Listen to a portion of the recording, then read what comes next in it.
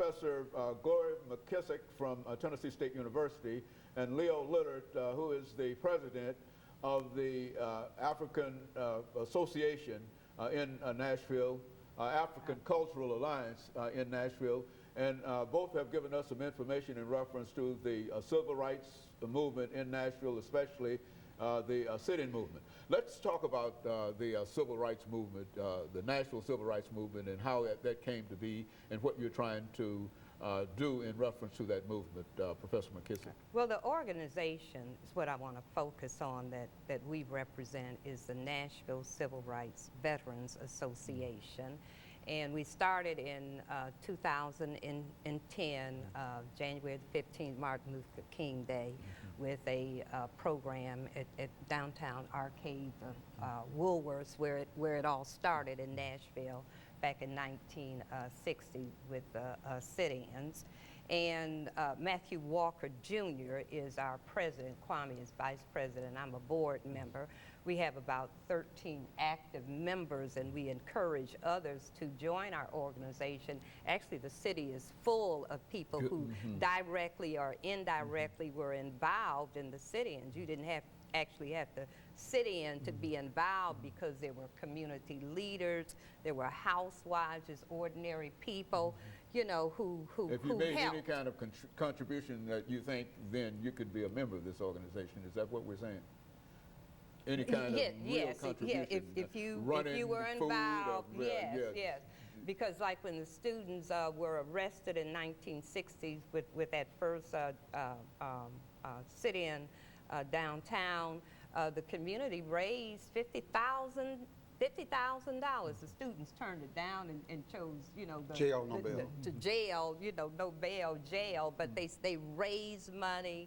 They provided food. They just did all. They did telephone calling and so forth.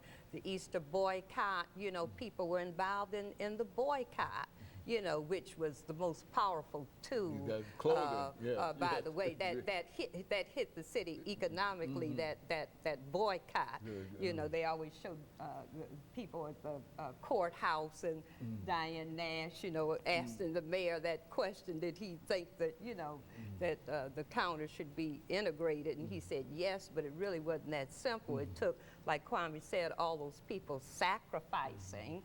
You know, it was a long road to get there, and it was hurting those merchants in their pocketbook. And that's why they desegregated those lunch counters.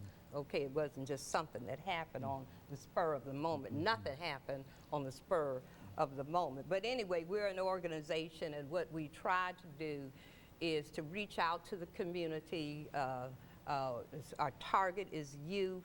We go into the schools, we will speak at programs, we carry young people on trips. We try to educate the public and let them know about our legacy, our past, hopefully so that they will understand the world they live in today better, and can go on and continue to make changes, because there are a lot of things that still need to be done. I have a young friend that says, Gloria, when you gonna get off the bus? And I said, well, I guess I'll get off the bus when Jesus calls me, because it's not over yet. That's when I get off the bus. So, you know, we have new Jim Crowism. It's not over yet. And that's the main thing we're trying to do, is to keep the story, keep it alive, keep it real, and make sure that the truth is told, because a lot of people are putting out misinformation, and we try to correct that, because we were there, and they're secondary to those events. But we are very active in the community, and one of the main focuses that we have now that Kwame may like to address is trying to get this city to put up a monument to commemorate and recognize the struggles that people went through. Some people went on to national acclaim, like John Lewis and Bevel and Marion Barry. They became mayors and Congress people. But a lot of people suffered. Some became, because of the movement, became alcoholics, committed suicide, have injuries and mental and physical things, you know, and people suffered. And this city, I'm gonna just say it is shameful that we do not have something to commemorate that. We're known as the Music City. We ought to be known as the cradle of the civil rights movement, and we should have something to show for that. We've got the library, but you got to go in the library to know that. They've got the new convention center there. Why don't we have a place there where people can get up and have a walking tour of the downtown area that would end up at some significant tribute to those that have suffered. Now, that has happened around a large number of cities, has it not? Yes. Almost every city except, almost every city uh-huh. except Nashville. Let's, during these last few minutes, let's talk about the Civil Rights Monument, and let's talk about it within the context of you being involved in the Soldiers Monument, the Nashville 1864 Battle of Nashville, and et cetera, and all the work that you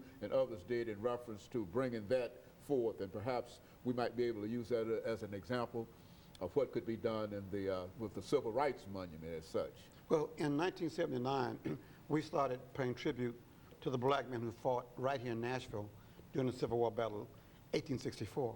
After about 20 years, we realized there was no monument to those men who gave their lives, their last full measure, as Lincoln said in the Gettysburg Address, right?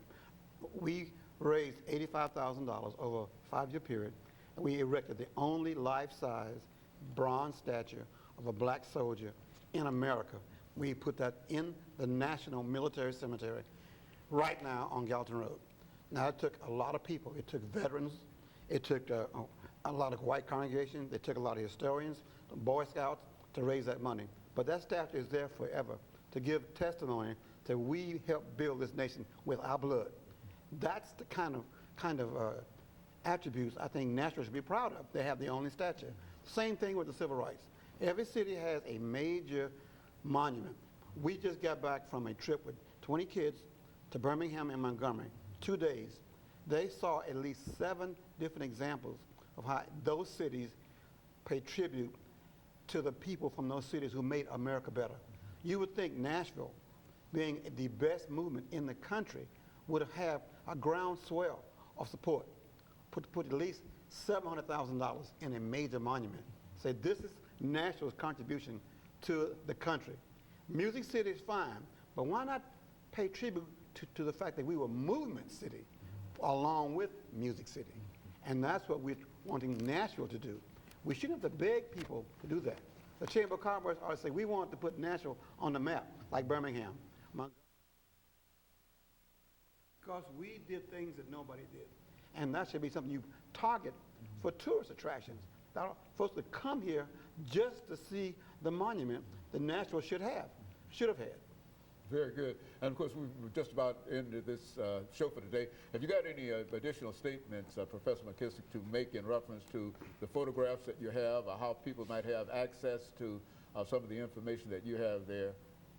Well, these photos, probably we'll see them soon in the newspaper, but this, like Kwame said, was just a group of children that we carried. Not only have we carried them to cities with monuments, but we've also carried them to Clinton, Tennessee, and other significant places that have to do with the civil rights movement. And we just hope that Nashville sees the importance not only of the movement, the civil rights movement, the Nashville significance to the movement, but will get on board with us and help to make this possible. This is important to our youth because they just don't know, and it's our responsibility as their elders, as their parents, and as a community to inform these young people.